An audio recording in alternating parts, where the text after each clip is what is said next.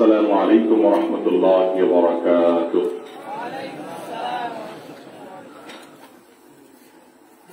الحمد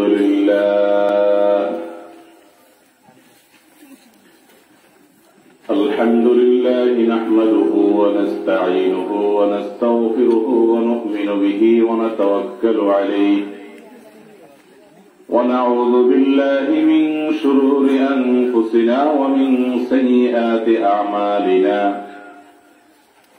من يهده الله فلا مضل له ومن يضلل فلا هادي له وأشهد أن لا إله إلا الله وحده لا شريك له وأشهد أن محمدا عبده ورسوله أرسله بالحق بشيرا ونذيرا وداعيا إلى الله بإذنه وسراجا منيرا أما بعد فقد قال الله تبارك وتعالى في كلامه المجيد وفرقانه الحميد بعد أعوذ بالله من الشيطان الرجيم وخلقناكم أزواجا وقال تبارك وتعالى ومن آياته أن خلق لكم من أنفسكم أزواجا لتسكنوا إليها وجعل بينكم مودة ورحمة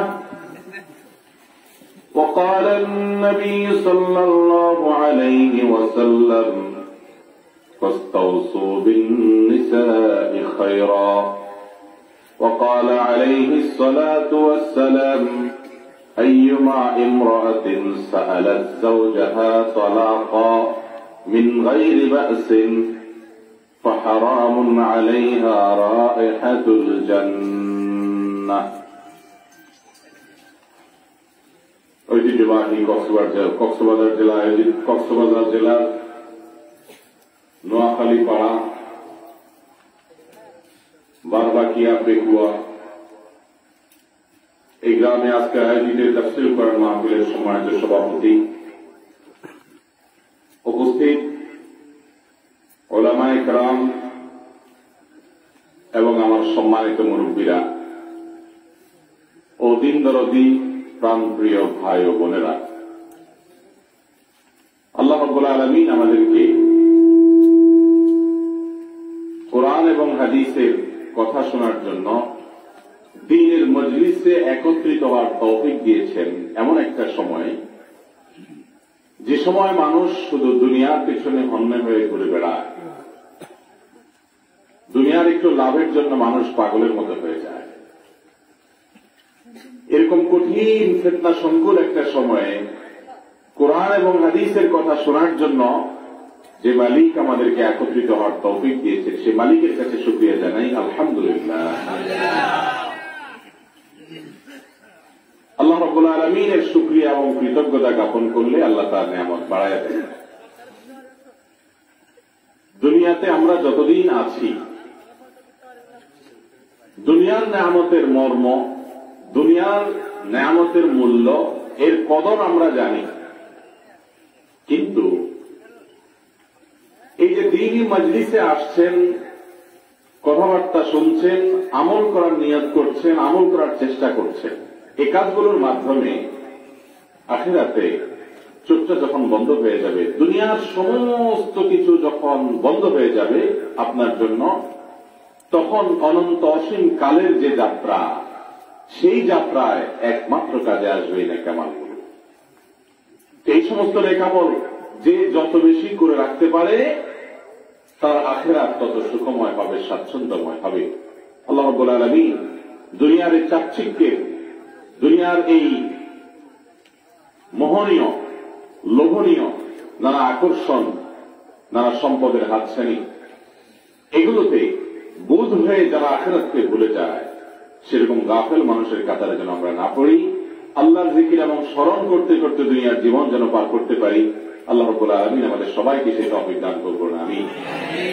মুহতারাম হাজিরিন, শুরুতেই আমি একটু আপত্তি করতে চাই, আজকের এই মাহফিলের আয়োজন যারা করেছেন, আপনাদের পোস্টার আমি দেখতে পাচ্ছি যে আপনারা ডক্টর আফম খালিদ হোসেন হাফিজাহুল্লাহ, বাংলাদেশের অত্যন্ত স্বনামধন্য একজন আলেম দ্বীন, তার নাম আপনারা লিখেছেন আলোচকদের মধ্যে সবার শেষে, অথচ আমার হিসেব অনুযায়ী তার নাম থাকার কথা সবার আগে। যদি আয়োজকদের এক দুজনের সাথে আমার কথা হয়েছে, তাদেরকে আমি বলেছি মৌখিকভাবে বিষয়টা, কিন্তু সবাইকে তো আর পাই নাই, তারপরও বিষয়টা ক্লিয়ার করা দরকার। আমাদের দেশে ওয়াজ মাহফিলগুলোতে কিছু ভুল, কিছু বিচ্ছুতি, কিছু ত্রুটি আছে। এই ত্রুটিগুলো সংশোধন না করলে মানুষ ওয়াজ মাহফিল থেকে কি শিখবে? এগুলো সংশোধন করতে হবে। যে আলেম ডক্টর আফম খালিদ হোসেন হাফিজাহুল্লাহ, তিনি আমাদের উস্তাদ তুল্য, ছাত্র জীবন থেকে আমরা তার আলোচনা শুনে এসেছি। প্রথিতযশা একজন আলেম সিনিয়র, তিনি হয়তো মাগরিবের পরে কথা বলে চলে গেছেন অন্য মাহফিলের কারণে, তো সেজন্য তার নামের পাশে লিখে দেওয়া যেত তার আলোচনা মাগরিব বাদ। কিন্তু এই সিনিয়র জুনিয়রের যে ব্যাপার, সেই ব্যাপারটা আমাদের মাথায় রাখা উচিত।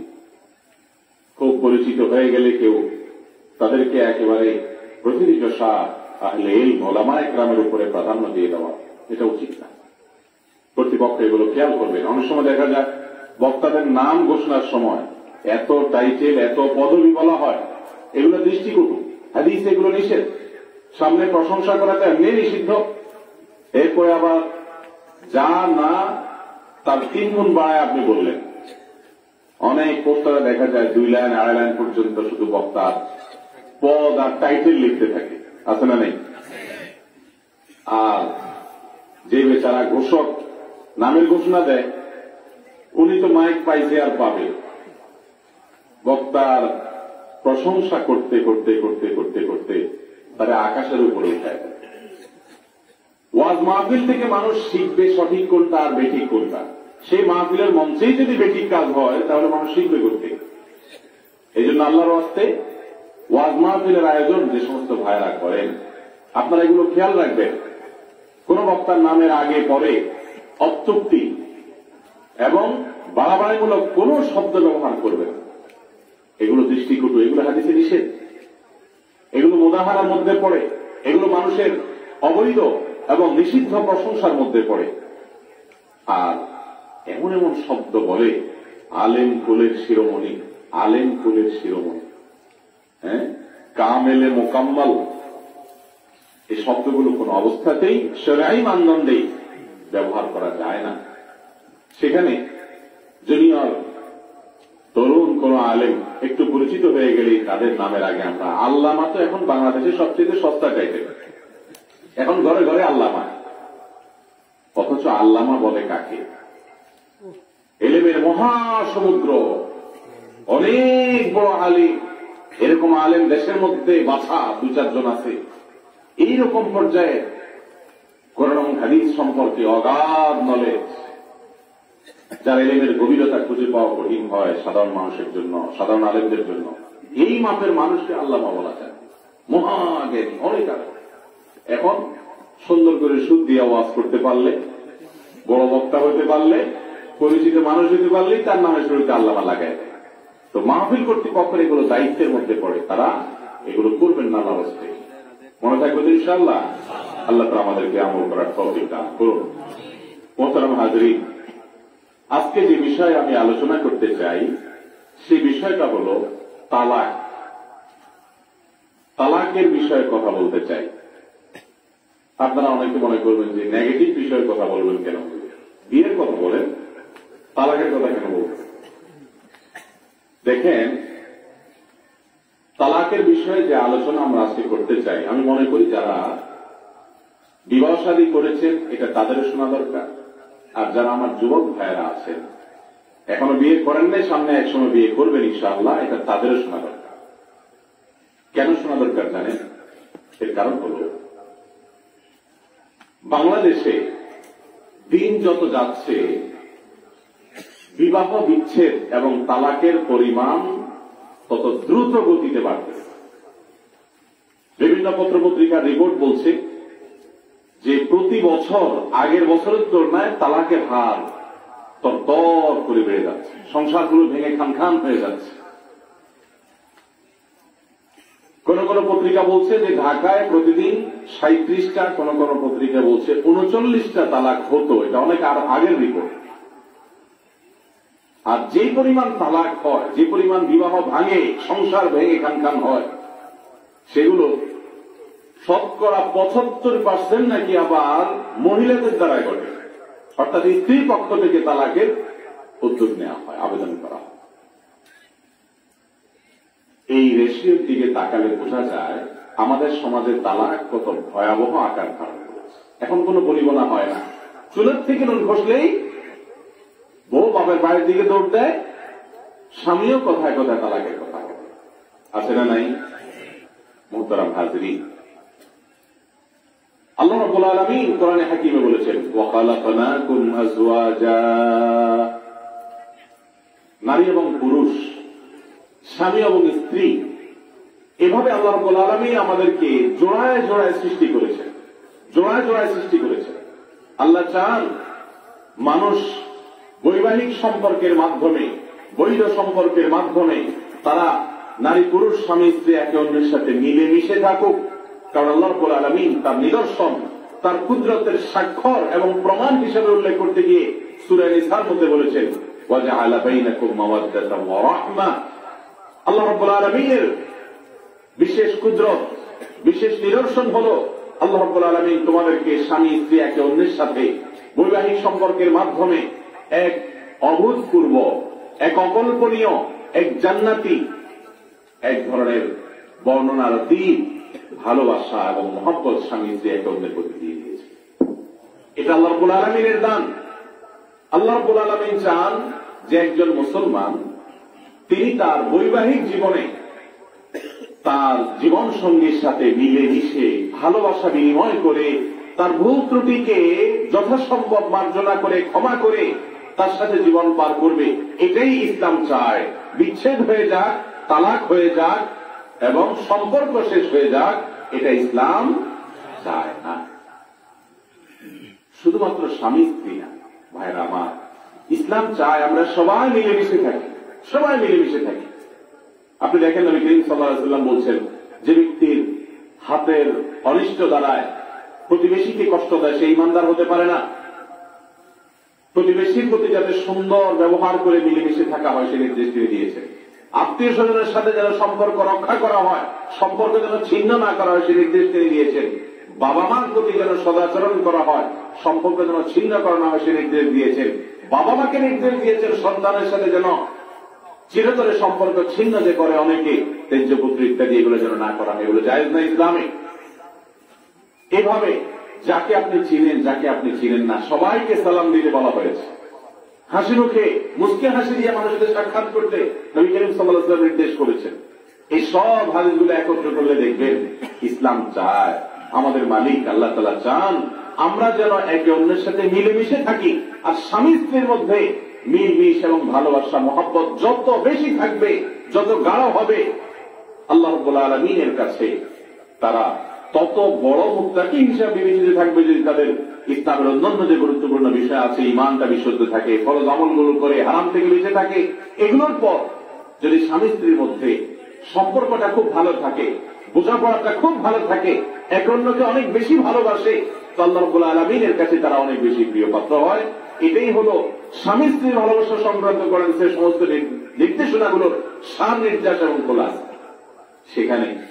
সেখানে তালাক বা বিবাহ বিচ্ছেদ এটা কখনো আল্লাহ এবং আল্লাহ রাসূল সাল্লাল্লাহু আলাইহি সাল্লাম আমাদের জন্য পছন্দ করেন। এখন আপনি বলবেন, হুজুর তালাক কি সাদে দিই? মানুষ সাদে দেয় তালাক? হয়তো স্বামী স্ত্রীকে তালাক দেন এই জন্য যে উল্টা পাল্টা করতে করতে সীমানা ছাড়াই চলে গেছে, বেচারা কি করবে এই জন্য তালাক দেয়।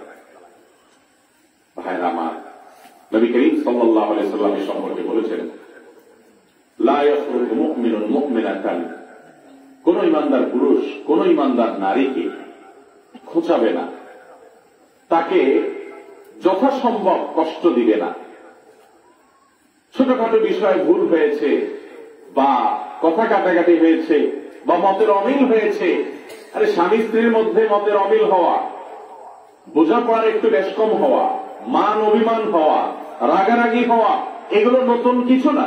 স্বয়ং রাসূল কারীম সাল্লাল্লাহু আলাইহি সাল্লাম তার সঙ্গে উম্মাহাতুল মুমিনিন রিদওয়ানুল্লাহি তাআলা আলাইহিম আজমাইন তাদের সাথে মাঝে মধ্যে একটু মান অভিমান হয় নাই? নবী করিম সাল্লাল্লাহু আলাইহি সাল্লাম বাসা রেখে মসজিদে এসে শুয়ে পড়েছেন, ওমর রাদিয়াল্লাহু তাআলা আনহু মধ্যস্থতা করেছেন। তাহলে বোঝা গেল স্বামী স্ত্রীর মধ্যে বোঝাপড়ার গরমিল হওয়া, মাঝে মধ্যে মনোমালিন্য হওয়া, এটা কোনো দোষের কিছু না। একসাথে থাকতে গেলে দুইটা পাতিল একসাথে থাকলে একটার সাথে আরেকটা বাড়ি খাবে, একটু সমস্যা হবে, সেটাকে আবার সমাধান করে সামনের দিকে চলতে হবে, ওখান থেকে ভাঙার চিন্তা করা যাবে। নবী করিম সাল্লাল্লাহু আলাইহি ওয়াসাল্লাম বলেছেন, কোন ইমানদার পুরুষ তারা যেন ইমানদার নারীদেরকে খোঁচাখুচি না করে, অর্থাৎ স্ত্রীকে খোঁচাখুচি না করে। ফাইন কারিহা মিনহা খুলুকা, স্ত্রীর কোন একটা কাজ, কোন একটা চরিত্র, কোন একটা গুণ, কোন একটা দিক যদি তোমার খারাপ লাগে, রাদিয়া মিনহা আখা, তুমি একটু ভালো করে তাকাও, একটু ভালো করে তাকাও, একটু নিরপেক্ষ দৃষ্টিতে তাকাও, ইনসাফের দৃষ্টিতে তাকাও, দেখবা তোমার স্ত্রী যত খারাপ হোক তোমার চোখে, তার মধ্যে এমন কিছু গুণ আছে যেগুলো অনেক মহিলার মধ্যে নাই। ঠিক না বেশি? হয়তো রান্নাটা খুব ভালো করে, হয়তো তার অন্য কোনো গুণ নাই, কিন্তু রাগ যখন তার কমে যায় তখন সে লজ্জিত হয়। হয়তো তার অন্য কোনো গুণ নাই, কিন্তু সে দিনদার, বদমেজাজি, অনেক খারাপ গুণ আছে, কিন্তু সে মৌলিকভাবে দিনকে পছন্দ করে। হয়তো তার অনেক দোষ আছে, কিন্তু আপনার মা বাবাকে সে কদর করে, সন্তানগুলোর প্রতি কেয়ার করে, আপনাকে সে ভালোবাসে, কোন না কোন গুণ অবশ্যই তার আছে। নবী করিম সাল্লাল্লাহু আলাইহি ওয়াসাল্লাম এই ঐতিহাসিক আমাদেরকে নির্দেশনা দিয়েছেন যে স্ত্রীর কোনো কিছু খারাপ লাগলে তুমি যদি তালাকের চিন্তা করো, তো হে স্বামী, তুমি তার ভালো গুণগুলো অনুসন্ধান করার চেষ্টা করো, যাচাই করার চেষ্টা করো, নিরপেক্ষ এবং ইনসাফের দৃষ্টিতে দেখলে দেখবা এমন কোন মানুষ আল্লাহ তাআলা পৃথিবীতে বানান নাই যার মধ্যে কোনো ভালো গুণ নেই। আছে এমন কোন মানুষ? যত খারাপ মানুষ হোক, অনেক অমুসলমান, ভিন্ন ধর্মের মানুষ, সে আল্লাহর প্রতি ঈমান আনে নাই, কিন্তু এজ এ মানুষ তার মধ্যে ভালো গুণ থাকতে পারে কি পারে না? আছে না নাই? তাহলে সেখানে আপনার ঈমানদার স্ত্রী, তার আর কোনো কিছু যদি ভালো না লাগে, আপনি একজন ঈমানদার জীবন সঙ্গী পেয়েছেন যে আল্লাহকে বিশ্বাস করে, আখিরাতকে বিশ্বাস করে, এটাও কি একটা ভালো দিক না? আমার নবী করিম সাল্লাল্লাহু আলাইহি ওয়াসাল্লাম এইভাবে স্বামী স্ত্রীর মনোমালিন্যগুলো যেন আমরা দূর করে ফেলতে পারি, এটা যেন তালাক পর্যন্ত না গড়ায়, সম্পর্ক এবং সংসার ভাঙা পর্যন্ত যেন না গড়ায়, সেজন্য তিনি আমাদেরকে নির্দেশনা দিয়েছেন। বিদায় হজের ভাষণে নবী সাল্লাল্লাহু আলাইহি ওয়াসাল্লাম তার জীবনের শেষের দিকে তিনি ওসিয়ত করেছেন আমাদের জন্য, ফাস্তাউসু বিন-নিসাই খায়রা, ও দুনিয়ার পুরুষেরা, তোমরা মেয়েদের ব্যাপারে, নারীদের ব্যাপারে আমার কাছ থেকে ওসিয়ত গ্রহণ করো। নবী করিম সাল্লাল্লাহু আলাইহি ওয়াসাল্লাম ওসিয়ত করতেছেন, হে স্বামীরা, তোমরা মেয়েদের ব্যাপারে, হে বাবারা, তোমরা তোমাদের কন্যা সন্তানদের ব্যাপারে, মেয়েদের ব্যাপারে, মহিলাদের ব্যাপারে, নারীদের ব্যাপারে তোমরা সৎ আচরণ করার জন্য আমি ওসিয়ত করতেছি, সেই ওসিয়ত গ্রহণ করো আমার কাছ থেকে। ভাইরা আমার, আল্লাহ রাব্বুল আলামিন কোরআনে হাকিমে সূরা নিসার মধ্যে বলেছেন, আউযু বিল্লাহি মিনাশ শাইতানির রাজিম, ওয়াশিরুহুন্না বিল মারুফ, ও স্বামীরা, তোমরা তোমাদের স্ত্রীদের সাথে সুন্দরভাবে জীবনযাপন করবে, সৎ আচরণ করবে, ভালো ব্যবহার করবে, ব্যবহার খারাপ করবে না। ফাইন কারিতুমুহুন্না, যদি তোমাদের কাছে মনে হয় তোমার স্ত্রী খারাপ, অপছন্দনীয় মনে হয়, তোমার কাছে মনে হয় সে তোমার সাথে যাচ্ছে না, ফাইন কারিতুমুহুন্না, যদি তোমাদের স্ত্রীদেরকে তোমাদের কাছে ভালো না লাগে, ফাসা আন তাকরাহু শাইআন ওয়া ইয়াজআলুল্লাহু ফীহি খায়রান কাসীরা, যদি তোমাদের স্ত্রীদেরকে তোমাদের কাছে ভালো না লাগে, তো মনে রাখবা দুনিয়াতে বহু জিনিস তুমি মনে করছো খারাপ, পরে দেখা গেছে যেটা ভালো। হয় না এরকম? অনেক জিনিস আছে যেটাকে তুমি ভালো মনে করো না, অথচ ওইটার মধ্যে তোমার ভালো এবং কল্যাণ আল্লাহ তাআলা লিখে রেখেছেন।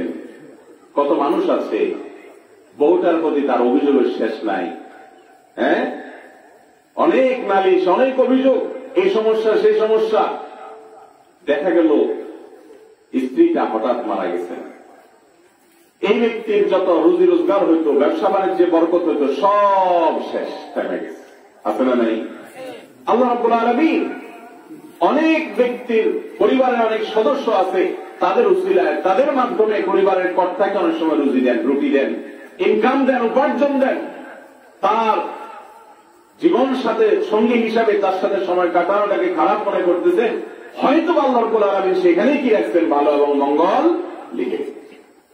এই জন্য আল্লাহ রাব্বুল আলামিন এই আয়াতের মাধ্যমে পুরুষদেরকে সান্ত্বনা দিচ্ছেন যে কখনো যদি তোমার স্ত্রী তোমার কাছে খারাপ মনে হয়, খারাপ লাগে, তো তুমি মনে রাখবে তোমার খারাপ লাগাটার ভেতরে অনেক কল্যাণ আছে। আর কিছু না থাকুক, তুমি সবর করার মাধ্যমে, ধৈর্য ধারণ করার মাধ্যমে, তার সাথে জীবনযাপন করার মাধ্যমে অনন্ত অসীমকালের জান্নাতের উপযুক্ত হয়ে যাচ্ছ। এর চেয়ে বড় জিনিস কি আছে বলেন? আসসাবরু সাওয়াবুহু আল জান্নাহ হাদিসে আসছে, ধৈর্যের বিনিময়ে আল্লাহ তাআলা সরাসরি জান্নাত দেন। একই কথা মহিলাদের জন্য প্রযোজ্য। যে সমস্ত মহিলারা তাদের স্বামীর ব্যাপারে অভিযোগের কোনো শেষ নেই যে আমার স্বামীটা মানুষ ভালো না, বোন, আপনি যদি এই খারাপ মানুষটার সাথে ধৈর্য ধারণ করে দুনিয়ার জীবনটাকে আপনি পার করে দেন, এ আশায় যে সবর এবং ধৈর্যের বিনিময়ে জান্নাত পাওয়া যায়, তো 50, 30, 40 বছরের দাম্পত্য জীবন দেখতে দেখতে শেষ হয়ে যাবে। কিন্তু একটা কালে আল্লাহ রাব্বুল আলামিন আপনাকে যদি অনন্ত অসীমকালের জান্নাতের বিনিময় দিয়ে দেন, তাহলে এই কষ্টের বিনিময় যেটা পাইলেন সেটা অনেক বড় নেয়ামতের সাথ। ঠিক কিনা বলেন ভাইরা আমার? আমাদের দেশে মা বোনদের থেকে তালাকের পরিমাণ দিন দিন বেড়ে চলেছে এবং পত্রিকার রিপোর্ট বলছে শিক্ষিতা মেয়েদের মধ্যে বা শিক্ষিত দম্পতিদের মধ্যে তালাকের হার, বিচ্ছেদের হার তুলনামূলক গ্রামে গঞ্জে মানুষ যারা আছেন বা শিক্ষা দীক্ষায় যারা একটু পিছিয়ে আছেন, তাদের চাইতে তথাকথিত শিক্ষিতদের মধ্যে তালাকের পরিমাণ অনেক বেশি। এর কারণ আমার মনে হয় আমরা সবাই কম বেশ জানি। আল্লাহ রাব্বুল আলামিন এই ভয়াবহ অবস্থা থেকে আমাদেরকে হেফাজত করুন। আমি পরিবারগুলো যদি ধ্বংস হয়ে যায়, সংসারগুলো যদি ভেঙে যায়, তাহলে সেক্ষেত্রে কি হবে? মুসলমানদের সবচেয়ে বড় সম্পদগুলোর একটা হলো এই পারিবারিক সৌন্দর্য এবং বন্ধন। আল্লাহ রাব্বুল আলামিন এটা রক্ষা করতে চান। আল্লাহ চান যে বান্দা রক্ষা করুক। এই জন্য নবী করিম সাল্লাল্লাহু আলাইহি ওয়াসাল্লাম একটা হাদিস বর্ণিত হয়েছে। এই হাদিসের সনদ দিয়ে মুহাদ্দিসিন ইকরামের নানান আপত্তি আছে, তারপরে এটা গ্রহণযোগ্যতার লেভেল পর্যন্ত যায়। হাদিসটি হলো আবগাযুল হালাল ইলাল্লাহি আত-তালাক। আল্লাহর জমিনে যত হালাল কাজ আছে, যত বৈধ কাজ আছে, এর মধ্যে আল্লাহর কাছে সবচেয়ে অপছন্দনীয় বৈধ কাজ হলো তালাক দেওয়া। তালাক দেওয়াটা জায়েজ না হারাম? দরকার হলে স্বামী স্ত্রীর মধ্যে তালাক দেওয়া কোরআন হাদিসের আলোকে যায় নাকি যায় না? যায়। অনেক ধর্ম আছে যেখানে একবার বিয়ে হলে আর তালাক দেওয়া যায় না, অথবা তালাক দেওয়াটা অনেক কঠিন, এমন কঠিন যেটা না যাওয়ার মতো। পৃথিবীতে অনেক দেশে বিয়ের পর তালাক দিতে হলে এমন এমন কন্ডিশন আছে যে কন্ডিশনগুলো অনেক শক্ত হার্ড। এই জন্য অনেকে বিয়েই করে না, ঝামেলা নেই। অবৈধ সন্তান হয় এবং সংসার সেখান থেকে গড়ে ওঠে না, পারিবারিক বন্ধন গড়ে ওঠে না।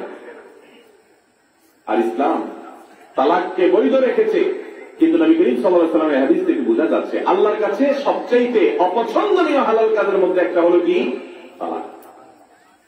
এই তালাক যে সমস্ত বোনরা বিশেষ করে তালাকের উদ্যোগী হন, তাদের সবচেয়ে বড় অভিযোগ হলো আমার স্বামীটা মানুষ ভালো না, হয়তো তার চরিত্র ভালো না, হয়তো সে মা বোনের কথা শুনে স্ত্রীর প্রতি জুলুম করে, হয়তো সেই স্ত্রীর প্রতি ঠিক মতো কেয়ার করে না, হয়তো আরো কোনো সমস্যা আছে। কিন্তু আমি সব সময় আমার বোনদেরকে বোঝানোর চেষ্টা করি, বোন আমার, আমি একটা চ্যালেঞ্জ করতে চাই, তা হলো দুনিয়াতে বা আমাদের দেশে আপনি এমন একজন মহিলা বের করেন, হয়তো পাবেন, খুব রেয়ার কেস হবে, হাজারে বরং লাখে এক দুজন পাওয়া যাবে কিনা আল্লাহ ভালো জানে, যেই মহিলা স্বামীর সংসারে সারা জীবন শান্তিতে ছিল, স্বামীটা অমানুষ, শাশুড়ি অমানুষ, ননদ অমানুষ, এরপরে এই মহিলার ছেলে মেয়ে হয়ে গেছে, সেগুলোও সব অমানুষ, তারপরে তাদের ঘরে নাতিপুতি হয়ে গেছে, সেগুলোও অমানুষ। অর্থাৎ এই মহিলার জীবনে সুখ শান্তি সান্ত্বনা বলতে জীবনে কখনো পায় নাই। এরকম হয় সাধারণত? এককালে দুঃখী আরেককালে সুখী। বরং বেশিরভাগ ক্ষেত্রে এরকম হয় যে স্বামীর সংসারে যে মহিলা অশান্তিতে থাকে, আল্লাহ রাব্বুল আলামিন এমন এমন সন্তান তার সংসারে দেন, তার জীবনে দেন, তার গর্বে দেন, যে সন্তানরা তার আগের জীবনের সকল দুঃখ কষ্ট মাকে ভুলে দেন। ঠিক না বেশি? কিন্তু সবর করতে পারে না যারা সবর করতে পারে না তারা ধরা খেয়ে যায়। আমি বলছি না যে একান্ত প্রয়োজন হলেও তালাক নেওয়া যাবে না, কিন্তু কথায় কথায় তালাক, কথায় কথায় তালাক, এই ছোট লোকই অনেক পুরুষ যেমন করে, অনেক মহিলাও করে। কিছু হইলেই বাবার বাড়ির দিকে গাড়ি উস্কা নিয়ে দৌড়, আছে না নাই? আবার অনেক স্বামী আছে কিছু হলে এই কথায় কথায় তালাকের কথা বলে। হ্যাঁ আমার এটা অত্যন্ত অত্যন্ত নিকৃষ্ট একটা চরিত্র যে কথায় কথায় তালাক বলবে। অনেক পুরুষরা এরকম করে, অনেক মহিলা আছে। তিরমিজি, আবু দাউদ এবং ইবনে মাজাহ এক যুগে বর্ণনা করেছে সাওবান রাদিয়াল্লাহু তাআলা থেকে নবী করিম সাল্লাল্লাহু আলাইহি ওয়াসাল্লাম বলেছেন, আইয়ুমা ইমরাতিন সাআলাত যাওজাহা তালাকান মিন গায়রি বাসিন, একান্ত বাধ্য হওয়া ছাড়া, দেয়ালে পিঠ ঠেকা ছাড়া, একান্ত নিরুপায় হওয়া ছাড়া কোন মহিলা যদি তার স্বামীর কাছে তালাক চায়, অর্থাৎ কথায় কথায় যারা তালাক চায়, নবী করিম সাল্লাল্লাহু আলাইহি ওয়াসাল্লাম বলেছেন, হারামুন আলাইহা রায়হাতুল জান্নাহ, ওই মহিলার জন্য জান্নাতে যাওয়া তো দূরের কথা, জান্নাতের গান পর্যন্ত হারাম হয়ে যায়। এই তালাক, এই সংসার ভাঙা, এই বিবাহ ভঙ্গ আল্লাহর কাছে কত পছন্দনীয় কাজ। একটা হাদিস আপনারা হয়তো অনেকে শুনেছেন, মুসলিমে হাদিসটি বর্ণিত হয়েছে। নবী করিম সাল্লাল্লাহু আলাইহি ওয়াসাল্লাম বলেছেন, ইবলিস তার আরশ পানির উপরে, তার সিংহাসন, তার বিশাল বড় রাজত্ব, এটার কেন্দ্র সে পানির উপরে স্থাপন করে। আর ইবলিসের যে আপনার শয়তানদের যে সর্দার ইবলিস, সে তার সদস্যদেরকে বের করে দেয় যে তোমরা যাও, আদমের সন্তান যাদের কারণে জান্নাত থেকে বের হওয়া লাগছে তাদেরকে তো জাহান্নামে নিয়ে ছাড়তে হবে, কারণ তাদের কারণে আমরা গোমরাহ হয়েছি। আমাদের চিরশত্রু এবং আসল শত্রু যে ইবলিস, সেই ইবলিস তার বাহিনীকে পাঠায়, যাও আদম সন্তানকে গোমরাহ করো, পথভ্রষ্ট করো, জান্নাতে যেন যেতে না পারে। তো তারা সারাদিন ডিউটি করে আসে। ডিউটি করে আসার পর তাদের দলনেতার কাছে ছোট এবং চেলা শয়তান যারা, তারা হিসাব দেয়। সে হিসাব দেওয়ার সময় ছোট শয়তানরা যখন বলে যে আমি অমুক কাজ করছি, কি কাজ করছো তুমি? বলে আজ একজন মানুষকে দিয়া চুরি করাইছি। সে কখনো চুরি করে নাই, তারে বসলে লোক টোপ দিয়া আমি চুরি করাইছি তারে দিয়া। ইবলিসের দলনেতা বলে কি আর করলা এটা এমন। আরেকজন বলে আমি একজনকে দিয়া জেনা করাইছি, আরেকজন বলে একজনকে দিয়া অমুক কাজ করাইছি। এক একজন এক একটা পাপের কাজ করে, বলে যে আমি আজ অমুককে দিয়া একজন ভালো মানুষকে নিয়ে এই কাজ করাইছি। এই লোকটা হুজুর মানুষ, তাকে আজকে ফেসবুকে ইউটিউবে খারাপ জিনিস দেখাইছি, ফুসলায় ফাসলায় তারা দিয়ে আকাম কুকাম করাইছে। এক একজন এক একটা বলে।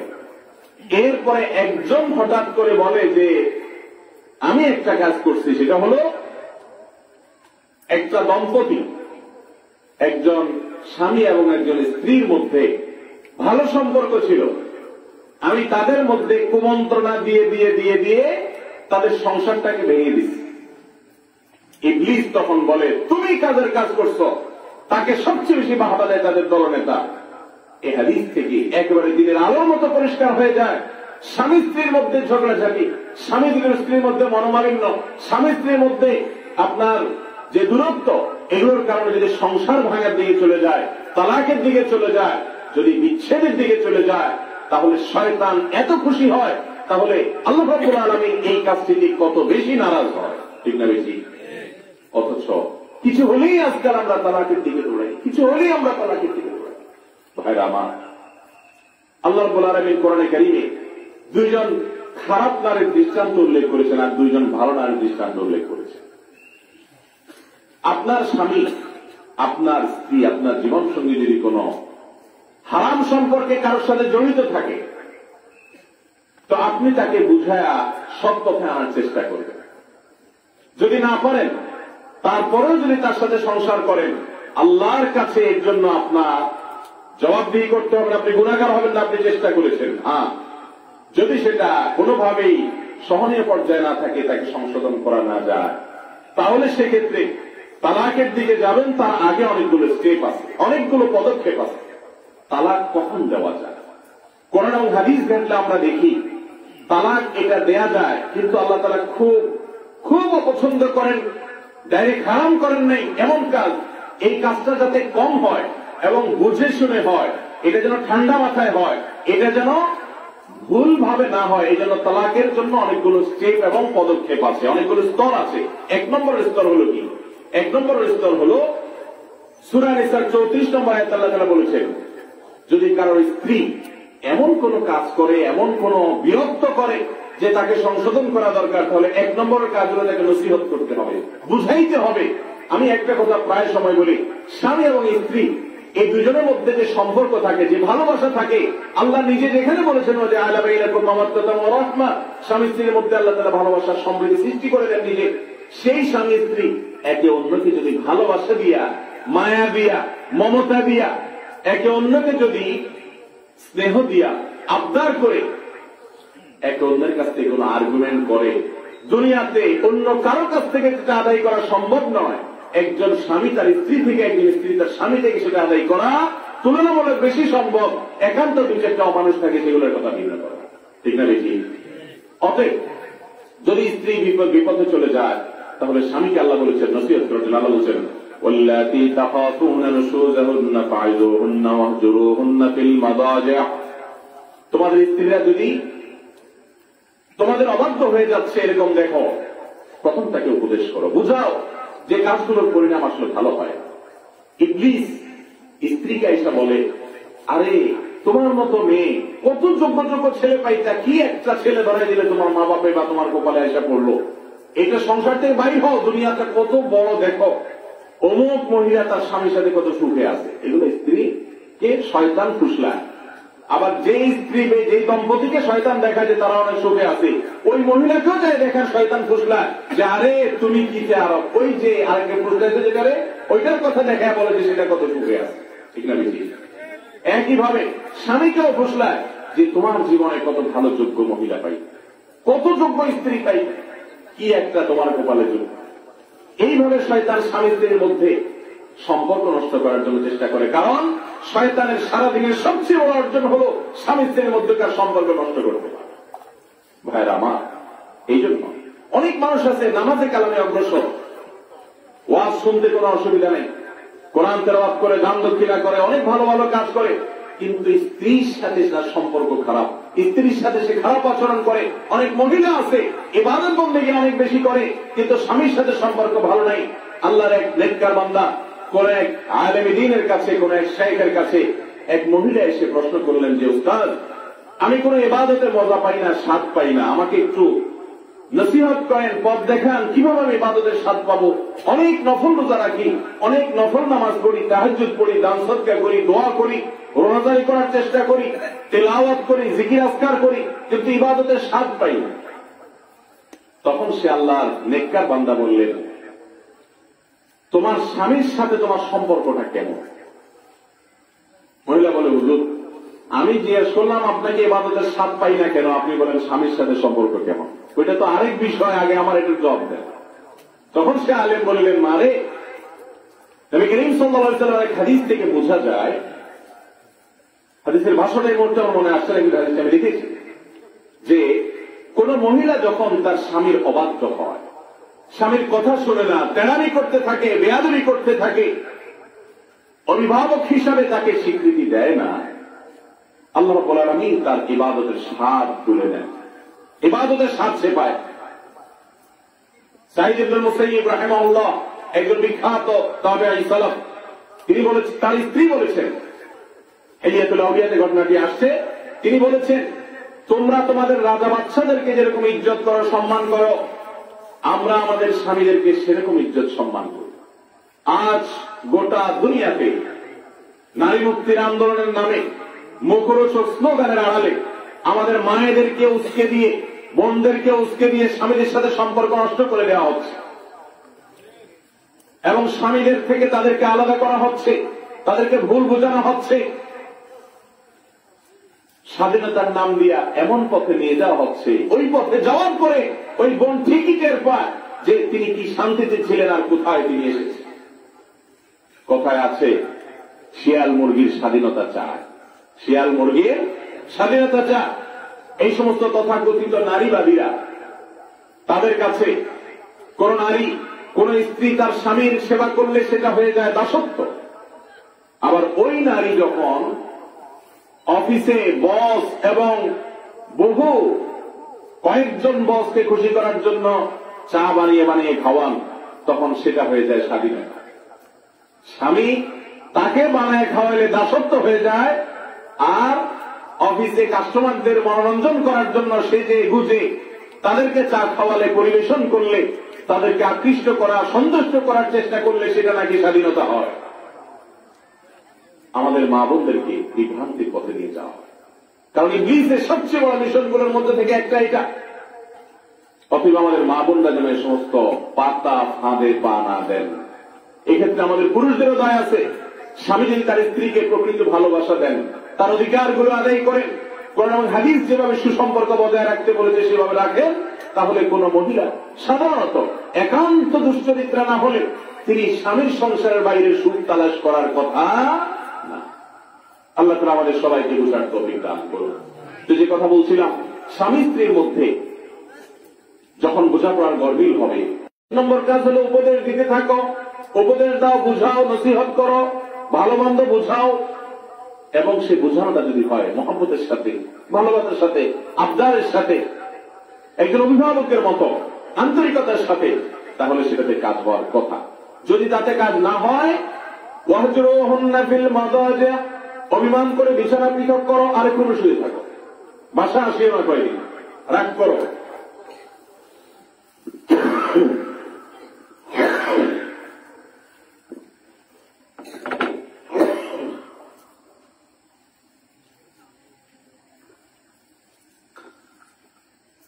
উদ্দেশ্য হলো শাসন করা। উদ্দেশ্য হলো কি করা ভাই? শাসন করা। যদি কথায় না হয়, ওয়াজে না হয়, নসিহতে কাজ না হয়, তাহলে কি করতে হবে? শাসন করতে হবে। সে শাসনটার পদ্ধতি কি? আল্লাহু আকবার, কোরআনে কারিমে সেটাও বলে দিচ্ছে। ভাইরা আমার, নামাজের বিস্তারিত বিবরণ, সালাতের বিস্তারিত বিবরণ নামাজের কোরআনে নাই, সংক্ষিপ্ত আকারে বলা আছে। বিস্তারিত ব্যাখ্যা এটা নবী করিম সাল্লাল্লাহু আলাইহি ওয়াসাল্লামের হাদিসে পাওয়া যায়। কিন্তু স্বামী স্ত্রীর সম্পর্কের বিষয়টা আল্লাহর কাছে কত বড়, কত গুরুত্ব, যে আল্লাহ রাব্বুল আলামিন এখানে একজন স্বামীকে শেখাচ্ছেন তার স্ত্রীর সাথে যদি তার বোঝাপড়ার গরমিল হয়, স্ত্রী যদি অবাধ্য হয়, তাহলে কিভাবে পদক্ষেপগুলো গ্রহণ করবে। ডাইরেক্ট কথায় কথায় তালাকের দিকে যাবে না, কিছু হলেই তালাকে সিদ্ধান্ত দেওয়া যাবে না, বরং আগে উপদেশ দিতে হবে, তাতে কাজ না হলে শাসন করতে হবে, এবং বিছানা পৃথক করতে হবে, অভিমান করতে হবে, প্রয়োজনে খরচ খরচা দেওয়া বন্ধ করতে হবে। এক কথায় তাকে শাসন করার যত বৈধ পন্থা হতে পারে, যৌক্তিক পন্থা হতে পারে, সেগুলো অবলম্বন করবে। এটাতে যদি না হয়, এটাতে যদি কাজ হয়, ফাইন আতানাকুম, যদি তারা এরপরে তোমাদের কথা শুনে বাধ্য হয়ে যায়, অনুগত হয়ে যায়, লাইনে চলে আসে, ফালা তাবগু আলাইহিন্না সাবিলা, তাহলে খবরদার আগে কি ভুলভাল করছে না করছে এগুলো দিয়ে এর জন্য খোটা দেওয়া, কষ্ট দেওয়া, ঘোষানো বা অহেতুক তাদেরকে কষ্ট দেওয়া যাবে না। তাদের সাথে আর ব্যবহার খারাপ করার মতো দুঃসাহস দেখানো যাবে না, এই পথে হাঁটা যাবে না, আর কোন তাদেরকে কষ্ট দেওয়া যাবে না, এবং তাদেরকে বরণ করে নিতে হবে তাদের সেই দল। যদি এটাতে কাজ না হয়, তালাকের আগে 1 নম্বরের পদক্ষেপ যে বোঝাপড়া করবেন, মান অভিমান করবেন, তাতে কাজ যদি না হয়, ফাইন খিফতুম শিকাকা বাইনিহিমা ফাবাসু হাকামান মিন আহলিহি ওয়া হাকামান মিন আহলিহা, যদি স্বামী স্ত্রীর মধ্যে এভাবে মনোমালিন্য দূর করার সুযোগ না থাকে, তাহলে স্বামী এবং স্ত্রী, ছেলে এবং মেয়ে, উভয় পক্ষের 2 জন মাথাওয়ালা মানুষ, যেটাকে আমরা সালিসি বলি, সালিসি, সালেস, তৃতীয়, আরবি শব্দ, তৃতীয় একজন, স্বামী এক পক্ষ, স্ত্রী আরেক পক্ষ, স্বামীর পক্ষের একজন মাথাওয়ালা মুরব্বী, স্ত্রীর পক্ষে একজন মাথাওয়ালা বুদ্ধিমান মুরব্বী, যারা কোরআন হাদিসের জ্ঞান রাখেন, হালাল হারাম বুঝেন, ভালো মন্দ বুঝেন, অভিজ্ঞতা আছে, এরকম 2 মুরব্বী, তাদেরকে পাঠানোর জন্য আল্লাহ নির্দেশ করেছেন, তাদেরকে পাঠাও। ইউরিদা ইসলাহান ইউওয়াফিকুল্লাহু বাইনাহুমা, স্বামী স্ত্রী উভয় যদি তাদের মধ্যকার সমস্যা দূর হোক এটা চায়, তারা যদি মীমাংসা করতে চায় আল্লাহ রাব্বুল আলামিন সেই তৌফিক দিবেন, এবং ওই মুরব্বীরা বসে মীমাংসা করবে, মুরব্বীদের কথা অনেক সময় মানে মানুষ, সেটাও চেষ্টা করতে হবে। এইটাতেও যদি না হয়, কোনোভাবে সম্পর্ক জোড়া লাগতেছে না, তাদের দূরত্ব কমতেছে না, তাদের মনোমালিন্য দূর হচ্ছে না, এরকম যদি হয় তাহলে সেক্ষেত্রে কি করবে আল্লাহ রাব্বুল আলামিন? সেই ক্ষেত্রে তালাকের অনুমতি দিয়েছেন, কিন্তু বলিবানা হয় নাই, সালিসি বৈঠক শেষ, যেহেতু বলিবানা হয় নাই, স্ত্রী কথা মানে নাই অথবা স্বামী কথা মানে নাই, তাহলে এখনই তালাক মারো না। তালাকের সিদ্ধান্ত নিতে হলে আগে মাসআলা জানতে হবে যে কখন কিভাবে তালাক হয়, কখন হয় না, কিভাবে তালাক নিলে আবার প্রত্যাহার করা যায়, কিভাবে দিলে আর প্রত্যাহার করা যায় না, এই পদ্ধতিগুলো জানতে হবে। এরপরে দেখতে হবে স্ত্রী মাসিক অবস্থায় আছে কিনা। যদি মাসিক অবস্থায় থাকে, ওই অবস্থায় তালাক দিলে সেটা সারা বিশ্বের সমস্ত আলেমদের মধ্যে হারাম। এর কারণে স্বামী একটা বড় ধরনের অপরাধ করেছে, কবিরা গুনাহ করেছে, পাপ করেছে, এটা বিবেচিত হবে, আল্লাহর কাছে সে আসামি হিসাবে বিবেচিত হবে। এ অবস্থায় তালাক দেওয়া যাবে না। এমনকি মাসিক নাই, পবিত্র আছে, কিন্তু শারীরিক সম্পর্ক হয়েছে, এরকম অবস্থাতে, এরকম পবিত্রতার পিরিয়ডের মধ্যেও যদি তালাক দেয়, তাহলে সেটাও হারাম হবে, সেটাও গুনাহ হবে। একটু বোঝার চেষ্টা করে। তাহলে কখন দিতে হবে? যেই পবিত্রতার পিরিয়ডে শারীরিক সম্পর্ক হয়েছে, সেই পিরিয়ডটা যাওয়ার পরে মাসিক আসতে হবে। মাসিক যাওয়ার পরে আবার যখন পিরিয়ড আসবে, পবিত্রতার পিরিয়ড, সেই পিরিয়ডে মাসিক থেকে পবিত্র হওয়ার পরে শারীরিক সম্পর্ক হওয়ার আগে তালাক দিতে হবে। কেন এই যে এতগুলো ধাপ কেন? এর কারণ হল, মাসিক অবস্থায় যদি তালাক দেয়, তাহলে হয়তো স্বামী তার স্ত্রীর প্রতি শারীরিক এই অসুস্থতার কারণে হয়তো তার প্রতি বিতৃষ্ণ হয়ে, হয়তো তার রুচিতে বেঁধেছে বা কোনো একটা সমস্যা হয়েছে, শারীরিক সম্পর্ক করতে পারছে না, সেজন্য হয়তো তার প্রতি যে মূল জেদ আছে বা দুঃখবোধ আছে বা মনোমালিন্য আছে বা অভিযোগ আছে, সেটার সাথে ওই বিষয়টাও যুক্ত হয়েছে, সেজন্য তালাক দিয়েছে, এমনটা হতে পারে। এমনটা যেন না হয়, সেটা এনশিওর করার জন্য, সেটা নিশ্চিত করার জন্য আল্লাহ রাব্বুল আলামিনের নির্দেশনা হলো যে মাসিক অবস্থা দেওয়া যাবে না। আবার যে পবিত্র অবস্থায় শারীরিক সম্পর্ক হয়েছে, ওই পবিত্র অবস্থায় দেওয়া যাবে না। কেন? কারণ সে পবিত্র অবস্থায় স্ত্রীর প্রতি স্বামীর আকর্ষণ নেই, চাহিদা নেই। এই অবস্থায় তালাকের সম্ভাবনা একটু বেশি থাকে, অর্থাৎ তালাকের সময় বেশি থাকে বলতে, এমনি তো মনোমালিন্য আছে, আবার এদিকে শারীরিক কোনো আকর্ষণ নেই, এই জন্য তালাকটা সে দিতে পারে। সেটাও যেন না হয়, অর্থাৎ তালাক দেওয়ার ক্ষেত্রে জানে ভুল সিদ্ধান্ত নিয়ে না বসে স্বামী, সেজন্য ইসলাম বলছে অপেক্ষা করো। যেই পবিত্রতার পিরিয়ডের সম্পর্ক, শারীরিক সম্পর্ক হয়েছে, তারপরে মাসিক হয়েছে, তারপরে সে পবিত্র হয়েছে, এবার শারীরিক সম্পর্ক করার আগে যদি তালাক দেওয়া হয়, তাহলে বুঝতে হবে শারীরিক সম্পর্কের আকর্ষণ, আগ্রহ পরিপূর্ণ আছে। এটা থাকা সত্ত্বেও যদি তালাক দেয় এত গ্যাপের পরে, তাহলে বুঝতে হবে এই তালাকটা ঠান্ডা মাথায় বুদ্ধিদীপ্ত ভাবে বুঝে শুনে তারপরে হয়েছে। আর এই জিনিসটা এনশিওর করার জন্য ইসলাম এতগুলো ধাপের কথা বলে। তাহলে বুঝেন, যারা কথায় কথায় তালাকের কথা বলেন, যেমনি সামনে তালাক দিয়ে দেন, তারা কত বড় জঘন্য কাজ করে। ঠিক না বেশি? আল্লাহ তাআলা আমাদেরকে বুঝার তৌফিক দান করুন। ভাইরা আমার, তাহলে মাসিক অবস্থায় এবং যে পবিত্রতার পিরিয়ডে মাসিক থেকে পাক হওয়ার পরে শারীরিক সম্পর্ক হয়েছে, এরপরে মাসিক হওয়ার আগে ওই পবিত্রতার ওই সময়ের মধ্যে শারীরিক সম্পর্ক হওয়ার পর যদি তালাক দেয়, তাহলে তালাকগুলো হারাম তালাক, এগুলো জায়েজ না, গুনাহ। এরপরে যদি কেউ প্রয়োজন ছাড়া তালাক দেয়, অযথা তালাক দেয়, প্রয়োজন ছাড়া বলতে কথায় কথায় ঠুনকো অজুহাতে তালাক দিকে যায়, তাহলে সেটা মাকরুহ, অপছন্দনীয়, শরীয়তের দৃষ্টিতে নাজায়েজ, এর কারণে ছোট গুনাহ হবে। আর যদি কেউ তালাক দেওয়া ছাড়া কোনো গত্যান্তর নাই, একরকম বাধ্য হয়ে তালাক দিচ্ছে, তাহলে সেই তালাকটা তার জন্য জায়েজ আছে, সেটাও দেওয়া কোনো সওয়াবের কাজ না। বুঝেন? আর যদি তালাক না দিলে বরং আল্লাহর হুকুম থেকে তারা সরে যাবেন, একে অন্যের প্রতি জুলুম করে কোন বড় ধরনের পাপ হয়ে যেতে পারে, কিংবা এই সম্পর্ক থাকলে বহু চেষ্টা করে শরীয়ত যে পদক্ষেপ করে নিতে বলেছে, একটা একটা করে সবগুলো নেওয়া শেষ, এরপরে সম্পর্ক থাকলে তারা বরং গুনাহে লিপ্ত হয়ে যাবে একে অন্যের, ঈমান আমল নষ্ট হতে পারে। এরকম পরিস্থিতি হলে তখন তালাক দেওয়াটা মুস্তাহাব। কথা কি বুঝাতে পারছি? আল্লাহ রাব্বুল আলামিন এই স্বামী স্ত্রীর সম্পর্ককে কত বেশি ভালোবাসেন।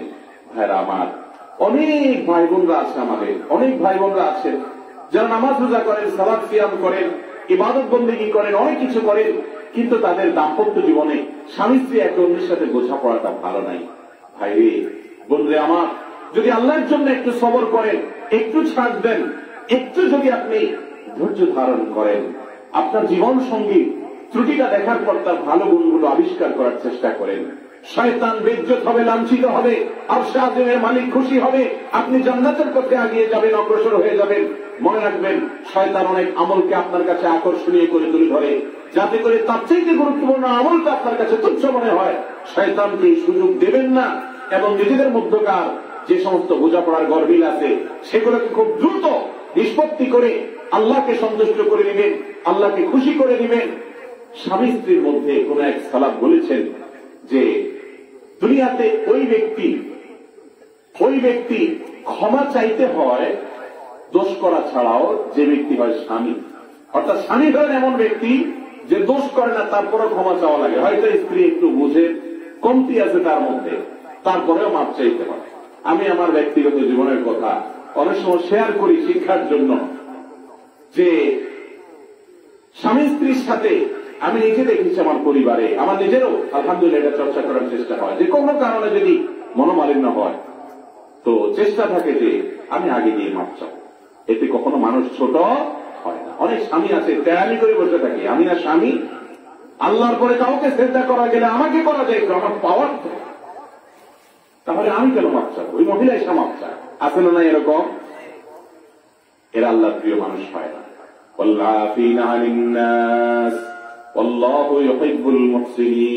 যারা মানুষকে ক্ষমা করতে চায়, ক্ষমা তো করে আবার অনুগ্রহ করে। মাপ তো করলেন, কোন উল্টা মাপ চাইলেন, যায় মিশলেন গিয়া নিজে থেকে। আল্লাহ রাব্বুল আলামিনের কাছে এই মানুষগুলো অনেক প্রিয় হয়। চেষ্টা করবো তো আমরা সবাই ইনশাআল্লাহ। আল্লাহ তাআলা আমাদেরকে তৌফিক দান করুন। ভাইরা আমার, আমাদের সমাজে যত তালাক হয়, যত বিবাহ ভাঙে, যে সমস্ত ভাইয়েরা বোনেরা তালাকের কথা, বিবাহ বিচ্ছেদের কথা চিন্তা ভাবনা করতেছেন, যারা এখনো বিয়ে করেন নাই, বিয়ে করার পরে দেখবেন যে গন্ডগোল, ফাসাদ, যুদ্ধ, মহাযুদ্ধ, বিশ্বযুদ্ধ প্রায় লেগে যাচ্ছে ভাব। তখন আশপাশ থেকে অনেকে খোঁচাবে, অনেক সময় মা পর্যন্ত খোঁচায়, বাপে খোঁচায়, ভাই বোন খোঁচায়, আশপাশে অনেকে খোঁচায়, আরে বাদ দাও, তালাক দিয়ে দাও। কত মহিলা আছে না এই সমস্যা আমাদের মধ্যে? ভাইয়েরা আমার, ভালো করে শুনে রাখেন, অনেক মহিলা আছেন তাদেরকে একটু বেশি ফুসলায়, ইবলিসও ফুসলায়, মানুষ শয়তানেও ফুসলায়, ইবলিস শয়তানেও ফুসলায়, মানুষ শয়তানেও ফুসলায়। তথাকথিত নারীবাদীদের অনেকে এই নারীবাদের স্লোগানের নাম দিয়ে অনেকে আমাদের মা বোনদের উস্কায়, ছেড়ে দাও স্বামীর সংসার, নিজে পরিশ্রম করে পায়ে দাও, স্বাধীন হও, মুক্ত হও, একজনের গোলামি ছেড়ে হাজার মানুষের গোলামি করো, এই তাদের স্লোগান দিয়ে তারা বের করে। ভাইরা আমার, হাজার হাজার মানুষের অভিজ্ঞতা আমার কাছে আছে, শত শত নয়, হাজার হাজার মানুষের। আমার অভিজ্ঞতা বলে, আমাদের দেশের প্রেক্ষাপটে, অন্য দেশে কথা বলতে পারবো না, বাংলাদেশের মানুষ বা বাঙালি, আমরা তালাক দেওয়ার পর, স্বামী স্ত্রীর মধ্যে সম্পর্ক ছিন্ন হওয়ার পর, শতকরা আমার মনে হয়, আমার ধারণা 90% বেশি হবে মানুষ বিবাহ বিচ্ছেদের পরে একটা সময় বুঝে যে তারা সিদ্ধান্তটা ভুল নিয়েছে, তাদের সম্পর্কটা ভাঙা উচিত হয় নাই, আবার জোড়া লাগাইতে চায়। হুজুর কাছে এসে মাসালা জিজ্ঞেস করে, হুজুর তালাক তো হয়ে গেছিল, আমরা দিয়ে দিয়েছিলাম, তিন কথা বলে ফেলছিলাম, এখন নেওয়ার কোন রাস্তা আছে কিনা? এই সমস্যা আছে না নাই? অসংখ্য মানুষ বলে, এরকম মানুষ আছে, পরিমাণে অনেক কম, যে তালাক হওয়ার পর 10, 15, 20 বছর পরেও বলে না সিদ্ধান্তটা যথাযথ ছিল। বিশেষ করে আমার বোনদেরকে বলবো, বোন আমার, যারা আপনাকে ফুসলায়, স্বামীর কোন ত্রুটি বিচ্ছুতির জন্য সংসার থেকে বের করতে চায়, আমি আপনাকে বলবো সবর করেন। আজ স্বামী আপনাকে কষ্ট দিচ্ছে, শাশুড়ি কষ্ট দিচ্ছে, ননদ কষ্ট দিচ্ছে। এই শাশুড়ি চিরকাল বেঁচে থাকবে না, এই ননদ চিরকালে সংসারে থাকবে না, আপনার এই দিন চিরকাল এরকম থাকবে না। আজকে স্বামী অমানুষ, একদিন সে মানুষ হবে, মানুষ না হলে ছেলে মেয়ে তাকে মানুষ করে ছাড়বে। আপনি সবর করেন, ইনশাআল্লাহ আল্লাহ তাআলা আপনাকে সবরের বিপরীতে নেওয়া দিবেন। আর যদি সবর করার মতো সুযোগ না থাকে, দিনই কারণেও সম্পর্ক ছিন্ন করতে হয়, তারপরে বিদগ্ধ বিচক্ষণ অভিজ্ঞ পণ্ডিত কোন একজন বা একাধিক আলেমের সাথে আপনার পুরো কেসকে তাদের সামনে বলে তাদের কাছ থেকে কেস স্টাডি করার পর তারা যে সিদ্ধান্ত নেবেন সেটাকে গ্রহণ করেন, ইনশাআল্লাহ বিইذনিল্লাহ আপনারা আফসোস করতে হবে না, লজ্জিত হতে হবে না। ভাইরা আমার, তাহলে আমাদের অভিজ্ঞতা বলে যে সমস্ত মা বোনদেরকে ফাসেকরা ফাজেররা ফুসলিয়ে ফাসলিয়ে স্বামীর সংসার থেকে আলাদা করে দিয়েছে, তালাক হয়ে গেছে, এরপরে 2-4-5 বছর পরে 7 বছর পরে তারা একজন স্বামী একজন অভিভাবক খোঁজে। কারণ একজন নারী হিসেবে পৃথিবীতে চলতে তার একজন অভিভাবকের প্রয়োজনীয়তা সে অনুভব করে, তখন সে খুঁজতে থাকে হন্যে হয়ে, কিন্তু ততক্ষণে অনেক ক্ষতিকার হয়ে যায়। একটা সমস্যা অভাব ফিল করে স্বামী, কিন্তু তখন আর ফিরে আসার সুযোগ থাকে না। আল্লাহ রাব্বুল আলামিন আমাদেরকে শয়তানের এই চক্রান্ত ধরে আমরা যেন দাম্পত্য জীবনে সুখে শান্তিতে থাকতে পারি, একে অন্যের প্রতি ধৈর্যশীল হয়ে সহনশীল হয়ে থাকতে পারি, আমাদের রবকে খুশি করতে পারি, এর মাধ্যমে আমাদের তাকওয়াকে মজবুত করতে পারি। আল্লাহ আমাদের সবাইকে সেই তৌফিক দান করুন, আমিন। মোহতারাম হাজরিন, অনেক সময় মা বাপ নিজেরাই বলে ছেলে মেয়েকে তালাকের জন্য, আছে না নেই? মা বাপ ফুসলায়, গালে বাপ দাও, ছেড়ে দাও, মেয়েকে বলে চলে আসো তুমি, দরকার নাই ছেলের কাছে থাকা। আসলে মা বাবার একটু আদর বেশি থাকে ছেলে মেয়ে, তারা একটু অনেক সময় নিজে থেকে এরকম বলে। মা বাপ যদি কোন ছেলেকে নির্দেশ করে তোর স্ত্রীকে তালাক দে, তাহলে সেই নির্দেশ মানা যাবে কি যাবে না? বলেন, মা বাবার সেই নির্দেশ মানা যাবে?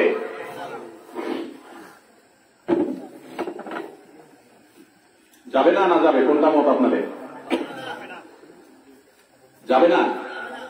আপনারা ধরে নিচ্ছেন এই হুজুর তালাকের ব্যাপারে এত ফতোয়া দিতে না করার ব্যাপারে, অতএব যাবে না, এটাই উত্তর হবে। আমরা স্কুলে মেরে দিচ্ছেন, তাই না? এবার একজন দেখছে যে না, তাহলে মনে উল্টাটা ঠিক ওই যাবে। আমাদের ইমান কত ভুল করে দেখছেন। দেখেন ভাই, হযরত ওমর রাদিয়াল্লাহু তাআলা আনহু থেকে বর্ণিত হয়েছে তিনি তার ছেলেকে তালাকের নির্দেশ দিয়েছেন এবং তিনি বাপের কথা অনুযায়ী তালাক দিয়েছেন। ইব্রাহিম আলাইহিস সালাম তার সম্পর্কে হাদিসে বর্ণিত হয়েছে তিনি তার ছেলেকে তার স্ত্রীকে তালাকের নির্দেশ দিয়েছেন এবং ছেলেও বাপের কথা অনুযায়ী ইসমাইল আলাইহিস সালাম তিনি তার বাবা ইব্রাহিম আলাইহিস সালামের নির্দেশ অনুযায়ী স্ত্রীকে তালাক দিয়েছেন। তাহলে এই দুই ঘটনা দ্বারা বোঝা যায় যে বাপ যদি নির্দেশ করে, মা যদি নির্দেশ করে, তাহলে বউকে তালাক দিয়ে দিতে হবে, ঠিক না? না, ঠিকটা এত সহজে না, এত সরল ভাবে না, এখানে ব্যাখ্যা আছে। ব্যাখ্যা হলো কি, ইব্রাহিম আলাইহিস সালাম যে বাপ ছিলেন, নবী ছিলেন, আল্লাহর কাছ থেকে ওহী পাইতেন, উনি ভালো মন্দের যত গভীরে ঢুকতে পারেন। আমাদের সাধারণ বাপ, সাধারণ মা যারা, সাধারণ মানুষ যারা, তাদের এই সুযোগ ছিল। ওমর রাদিয়াল্লাহু তাআলা যিনি যার মেজাজের সাথে আল্লাহর ফয়সালা মিলে যেত, বেশিরভাগ ক্ষেত্রে মিলে গেছে, অনেক ক্ষেত্রে মিলে গেছে, তিনি খলিফাতুল মুসলিমিন ছিলেন, রাসূল আকরাম সাল্লাল্লাহু আলাইহি ওয়াসাল্লামের সোহবত ইয়াফতা ছিলেন, তার সাহচর্য ছিলেন। তার মতো এরকম সার্বিকভাবে বিচক্ষণ বিদগ্ধ সাধারণ বাপ মারা সবাই হবে না, কেউই হবে না, এটাই স্বাভাবিক। সেজন্য মা বাপ যদি অন্যায়ভাবে স্ত্রীকে তালাক দিতে বলেন, তাহলে সেই নির্দেশ মানা যাবে। কারণ বাপের সেই কথা শুনতে হলে, মায়ের সেই কথা শুনতে হলে একজন নিরপরাধ মানুষের প্রতি অত্যাচার অবিচার হবে। আর একজন নিরপরাধ মানুষকে অত্যাচার অবিচার করার নির্দেশ যদি মা বাপ দেন, তাহলে সে অন্যায় নির্দেশ মানা জরুরি না। লা তাআতা লি মাখলুকিন ফি মাসিয়াতিল খালিক, আল্লাহর অবাধ্য হয়ে পৃথিবীর কারোর কথা শোনার কোন সুযোগ নাই, সেটা মা বাপের নাই। যদি সেই কথা শুনতে গেলে আল্লাহর অবাধ্য হতে হবে। কথা কি বুঝাতে পারছি? হ্যাঁ, যদি মা বাপ যৌক্তিকভাবে স্ত্রী তাকে তালাক দিতে বলে এবং তালাক দেওয়ার ভিতরে কল্যাণ বোঝা যায়, যৌক্তিকভাবে অ্যানালাইসিস করে আলেমদের ফতোয়া মিলে যায়, বাপের পরামর্শ মায়ের পরামর্শ ঠিক আছে, তাহলে সেটা ভিন্ন কথা, মা বাপের সেই নির্দেশ মানতে হবে। কথা কি বুঝাতে পারছি? ভাইরা আমার, তালাক সম্পর্কে অনেক জিজ্ঞাসা আছে। আমরা একটা কথা সবসময় বলি, তালাকের মাসআলা সংক্ষিপ্ত কোন প্রশ্নোত্তরের সেশনে আমরা দেই না, সাধারণত সুনির্দিষ্ট কোন কেসের সিদ্ধান্ত আমরা দেই না, এবং এটা দেওয়াটাকে সমীচীন মনে করি না।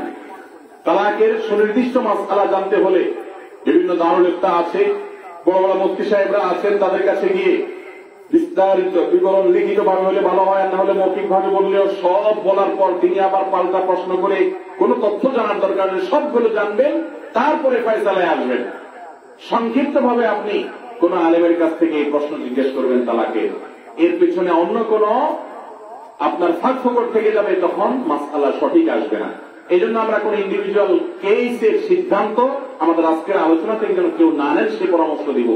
আমরা শুধুমাত্র কিছু ধারণা দিচ্ছি যেগুলো থেকে আপনারা উপকৃত হবেন। তার মধ্যে থেকে একটা হলো, অনেকেই তালাক দেওয়ার পর বলে হুজুর ভয় দেখানোর জন্য বলছিলাম।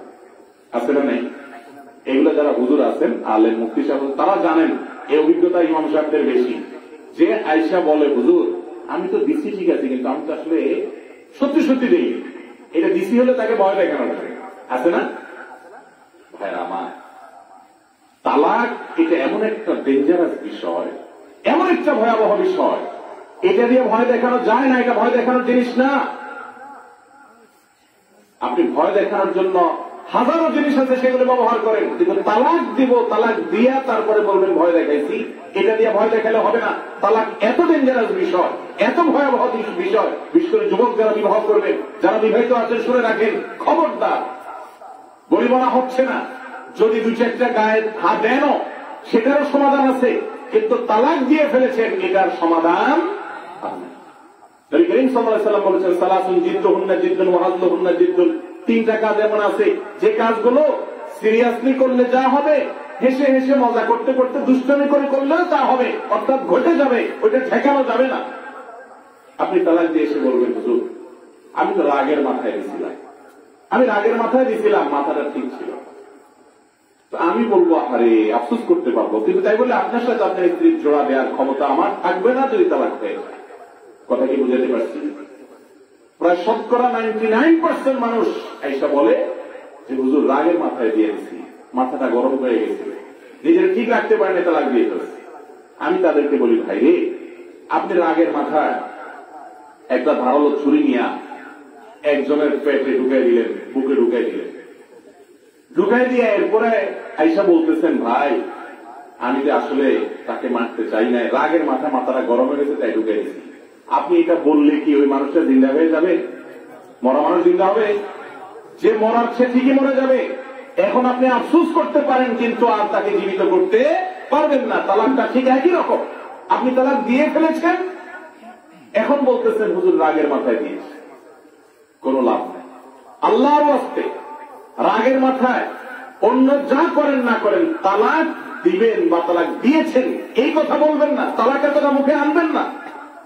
এটা আনার জিনিস না, মুখে আনার জিনিস না, কথা কথা বলার জিনিস না। আমি ছোটবেলায় মাদ্রাসায় গ্রহণ করতাম, তখন এক বাড়িতে লজিং ছিলাম, যাই ছিলাম। আমার লজিং যে লজিংওয়ালা যে পুরুষ ছিল, এই বেচারাকে, আমি ছোট ছিলাম তো এত কিছু বুঝতাম না, তাকে দেখতাম তার বউকে সে দিনের মধ্যে কয়েকবার চুলের থেকে নুন খসলেই বলতো তুই তালাক, তোর 14 কোটি তালাক, 3000 তালাক, 14,000 তালাক, আরো কত কিছু বলতো, আবার সংসার করতে একসাথে। এরকম অনেক মানুষ আছে আমাদের সমাজে যারা জানেন না যে তালাক এটা কথায় কথা বলার জিনিস না। ভাইরে আবারও বলছি, পারলে একটা ধাক্কা দেন, পরে সমাধান হবে, বিচার আচার হবে, সমস্যা নেই, এটা সমাধান করা যাবে। বোর কাছে আবার পাউডারে মাপ চাইতে পারবেন, দুইটা শক্ত কথা বলেন, কিন্তু তালাক দিছি, তালাক দিলাম রাগের চোটে এই কথা বলিয়েন না। রাগের চোটে বলার পরে কানলেও আর জোড়া দিতে পৃথিবীর কোন আলেমের ক্ষমতা নাই। তালাক হয়ে গেলে সেটাকে জোড়া লাগানো আছে? খুব সাবধান, খুব সাবধান। অনেকে বলে রাগের মাথায় তালাক দিলে তালাক হবে না, আছে না? বলে যে রাগের মাথায় তালাক দিলে কি হবে না, তালাক হবে না। আমি বলি তালাক তো রাগের মাথায় দেয়, তালাক কি মহব্বতের চোটে দেয়? কেউ বলে যে তোমাকে এত ভালোবাসি যে কি আর বলবো, তোমাকে আমি তালাক দিলাম। এরকম পাগল ছাগল দুনিয়াতে একটাও আছে? একটাও নেই। তো মহব্বত করতে করতে কেউ তালাক দেয় নাকি? আরে ভাই রাগের মাথায় তো তালাক দেয়। কিন্তু রাগের মাথায় তালাক না দিয়ে রাগটাকে আগে ঠান্ডা করে রাগ মাথায় রেখে দরকার হলে সিদ্ধান্ত পরামর্শ নিয়ে বিদগ্ধ বিচক্ষণ অভিজ্ঞ এক বা একাধিক আলেমের সাথে এক বা একাধিক উকিলের সাথে, শুধু উকিল না, আগে আলেমের সাথে পরামর্শ করে এরপরে আইনি পদক্ষেপে আপনি যেতে হবে যথাযথ পদক্ষেপ। তার আগে যেতে পারেন না। রাগের মাথায় তালাক দিলে তালাক হয়ে যাবে, ভালো করে শুনে রাখেন, এটা শরীয়তের সিদ্ধান্ত। তবে হ্যাঁ, রাগটা যদি এই লেভেলের হয়, এত মারাত্মক রাগ হয় যে রাগের চোটে আপনি কি বলেছেন নিজেও জানেন না, আশপাশের লোকজন বলে তুমি তোমার বউরে তালাক দিয়েছো, সে বলে আমি তো বলতে পারবো না। মাথা এরকম গরম হয়েছে যে সে আধা পাগল হয়ে গেছে, মস্তিষ্ক বিকৃত হয়ে গেলে সেন্সলেস হলে যেরকম হয় এরকম হয়ে গেছে, কি বলছে সে বলতে পারে না, জানে না। এরকম যদি হয় তাহলে সেক্ষেত্রে সেই রাগের মুহূর্তে তালাক হবে না। আমার এই মাসালা শুনে আবার আপনি রাগের মুহূর্তে তালাক দিয়েছেন, এটা হবে কি হবে না খাটাইতে যাবেন না, আবারও বলছি কিন্তু সাবধান, ওইটা কোনো আলেম কোনো ফতোয়া বিভাগে দিয়ে সিদ্ধান্ত নেবেন। আমি শুধু মূলনীতি বলতেছি যে রাগের মাথায় তালাক দিয়ে কিন্তু তালাক হবে। যদি রাগের চোটে পাগল হয়ে যান, কি বলছেন জানেন না, আপনি একেবারে খবরই নেই আপনার কি বলতে মুখ দিয়ে বের হয়েছে, তাহলে সেটা মাফ, তালাক হবে না। আর যদি এমন হয় আপনি একটা বলতে গেছেন, মুখ ফুসকে আরেকটা বের হয়ে গেছে, আসলে আপনি তালাকের কথা বলতে চান না, ইচ্ছার বাহিরে হয়ে গেছে, তাহলে তালাক হবে না। আর যদি আপনি মুখ দিয়ে ইচ্ছাকৃতই বলেছেন, কি বলছেন সেটা জানেনও, তবে মাথা রক্ত ছিল, রাগ ছিল, গরম ছিল, তাহলে সে অবস্থা তালাক দিলে শরীয়তের মাসালা হলো তালাক পতিত হবে। অতএব রাগের মাথা তালাক দেওয়া যাবে। একটা বিশেষ তালাক আছে, ইশারায় তালাক, ইঙ্গিতে তালাক, আমরা অনেকে জানি না। সেটা হলো ধরেন স্ত্রীর সাথে ঝগড়া লাগছে, আপনি স্ত্রীকে বললেন যে বের হয়ে যাও তুমি, তোর সাথে আর আমি সংসার করবো না, ভালো চলে যাবো, ঝগড়া জারি চলতেছে, এর মধ্যে আপনি বললেন। অথবা স্ত্রী আপনার কাছে তালাক চাইছে, তখন আপনি ডাইরেক্ট তালাক দিলাম এটা বললেন না, কিন্তু এমন কিছু বললেন যেটা দ্বারা তালাক বোঝা যায়, এটাকে বলে তালাকে কেনাই, ইঙ্গিতে তালাক। এইভাবেও কিন্তু তালাক হয়। অতএব তালাক ছেড়ে দেওয়া এই সমস্ত কথা মুখের বাহির করবেন না। করজোড় করে বলি, এটা বাহির করার পর চোখে হাত দিয়ে কাঁদবেন, আফসোস করবে, আর কাজ হবে না। যদি কাউকে না জানান তাহলে ভেতর ভেতরে জেনার সম্পর্ক হবে, কিয়ামত দিন জেনাকার হিসেবে উঠবেন। এই জন্য তালাক এই কথা পুরুষরা খবরদার স্ত্রীদের সাথে মুখের বাহির করবেন না। এটা যদি করতে হয় মনে মনে সিদ্ধান্ত নেবেন, মুখে কিছু বলবেন না, মনে মনে সিদ্ধান্ত নিলে কিছু হবে না। মনে সিদ্ধান্ত নেবেন যে ঠিক আছে একসাথে থাকবো না, তাকে ছাড়তে হবে, কিন্তু মুখের বাহির করবেন না। কোন আলেমের সাথে পরামর্শ করে তিনি শিখাই দিবেন কি পদ্ধতিতে আগাবেন, এমন পদ্ধতিতে আগাবেন যাতে ফেরত নেওয়া যায়। তালাক দেওয়ার পর মানুষ এসে বলে হুজুর এমন কোন দোয়া দায়ী আছে যেটা পড়লে আবার ফেরত নেওয়া যায়? এরকম কোন দোয়া পৃথিবীতে নাই যে তালাক হয়ে গেলে ওই দোয়া পড়লে আবার জোড়া লেগে যায়, আছে? এমন পয়সা দিয়ে যদি কোনো হুজুরে সেরকম জোড়া টোড়া দেওয়ার ব্যবস্থা করে, তাহলে এটা তার পয়সার ব্যাপার, ব্যবসার ব্যাপার, শরীয়তে এটার কোন সুযোগ নাই। এরকম হুজুর তো আছে অনেক। আমরা এক গল্প শুনেছি যে এক মাদ্রাসার এক হুজুর, উনি এক জায়গায় বিয়ে পড়াইতে গেছেন, সাথে কিছু তালেবেলে মাছের ছাত্র নিয়ে গেছেন। তো বিয়ে পড়ার পরে খাওয়া দাওয়ায় বিদায় দিয়ে দিচ্ছে। হুজুর ঠিক আছে তাহলে আমাদের জন্য দোয়া করে জামায় মুসাফা সাফা করে হুজুর বিদায় দিচ্ছে। হুজুর কয় মানে হাদিয়াটা দিয়া তো পয়সা কত, এটা পরে দেখা করবে আপনার সাথে। হুজুর বুঝছে যে এটা তো মারেই পুরাই, পয়সা তো আর দিবে না, খাওয়া বিদায় দিয়ে দিচ্ছে। তো হুজুর বলতেছে সাথে থাকা ছাত্রদেরকে, এই দোয়া উল্টা পড়, বিয়া ভাঙ, দোয়া উল্টা পড়া ধর, বিয়া ভাঙ। ছেলে ভয়টা, হুজুর থামেন থামেন, ওটা দোয়া করেন না, বহুত কষ্টে বিয়া পড়াইছি, এত বড় খরচ করছি, আপনার হাতে আনতেন, যা করে হাতে হুজুর দিয়ে দিচ্ছে।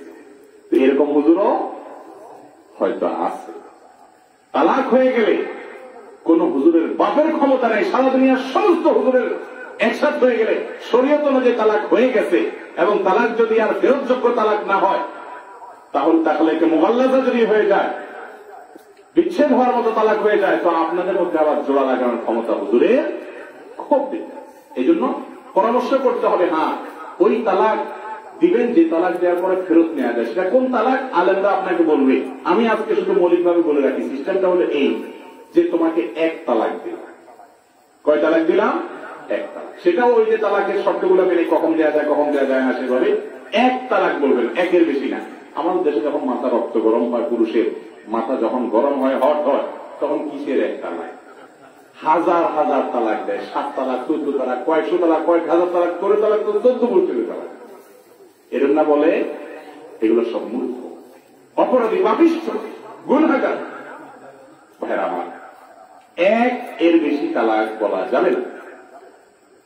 আল্লাহ তাআলা বলেছেন তালাক মাররাতান, তালাক দিতে হবে 2 বারে, অর্থাৎ একটা, সংশোধন না হলে আরেকটা, এরপরে যদি আরেকটা অর্থাৎ 3য় বার যদি তালাক দেওয়া হয় তাহলে আর তারা স্বামী স্ত্রী হিসাবে বসবাস করতে পারবে না, তালাকে মুগাল্লাযা হয়ে যাবে। এই জন্য তালাক দিতে হবে একটা, একটার বেশি না, কোন অবস্থাতেই না। যত ঝামেলা হোক, আপনি তার সাথে জীবনের তরে সংসার করবেন না, ঠিক আছে করিয়েন না, কিন্তু একটা দেন, একটা দিয়ে আর তার সাথে আর সংসার করেন না। 2 মাস 4 মাস ছেড়ে দেন, অটোমেটিক সম্পর্ক ছিন্ন হয়ে যাবে। এরপরে 2-10 বছর পরে যদি আবার মিলতে চান সুযোগ থাকবে। আমি কি বুঝাতে পারছি? 1 তালাক যদি দেন আর 2য় তালাকও যদি দেন, তারপরেও যদি আপনি আবার ফেরত দিতে চান, ইদ্যতের ভিতরে চাইলে একেবারে সহজ। ইদ্যত পার হওয়ার পরে যদি চান তাহলে সেটা একটু কঠিন, কিন্তু সেটা অসম্ভব। কিন্তু 3টা দিয়ে দিচ্ছেন তাহলে মুসিবত আছে। এখন একসাথে 3 তালাক দিলে কি 3 তালাক হবে নাকি 1 তালাক হবে? এখানে আরেক তুমুল গন্ডগোল এবং ইখতিলাফ আছে, সেদিকে আমরা যাব না। আমরা তালাকের একেবারে বেসিক বিষয়গুলো, যেগুলো একজন বিবাহিত মানুষ, বিবাহিত মানুষের মাথায় থাকা দরকার, সেগুলো বলতেছি। একসাথে 3 তালাক দিলে জমহুর বা সংখ্যাগরিষ্ঠ ইমামদের মতে, বেশিরভাগ ইমামদের মতে 3 তালাক, একসাথে 3 তালাক দিলে সেটা 3 তালাকই হবে। যদিও অনেক ইমামের মতে একসাথে 3 তালাক দিলে 1 তালাক হিসেবে গণ্য হবে। দায়লিক আলোচনা যাওয়ার মধ্যে সেটা না। শুধু এটুকু বলে রাখি যে একসাথে 3 তালাক দিলেও সেটা কি জায়েজ নাই, হারাম, গুনাহের কথা। এই ব্যাপারে দুনিয়ার কোন আলেমের দ্বিমত নাই, অতএব কাজটা করবেন না। অনেক সময় দেখা যায় SMS এর মাধ্যমে মেসেজ পাঠায় দেয়, স্বামী বিদেশে আছে, আছে না নাই? তোমার তালাক দিলাম যদি লেখা মেসেজ পাঠায় দেয় তাহলে কিন্তু তালাক হয়ে যাবে। বুঝতে পারছেন? তালাক দিলাম বললেও যদি মনে মনে 1 তালাকের নিয়ত রাখেন তবুও সুযোগ আছে।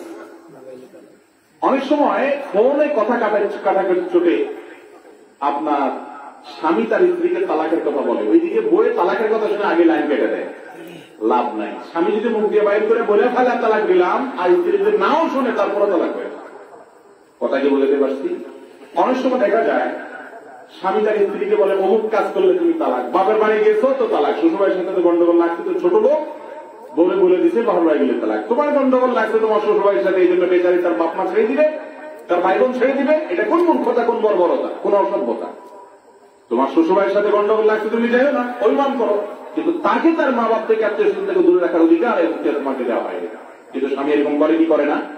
অনেক জাহেল মূর্খ ব্যক্তি এরকম করে।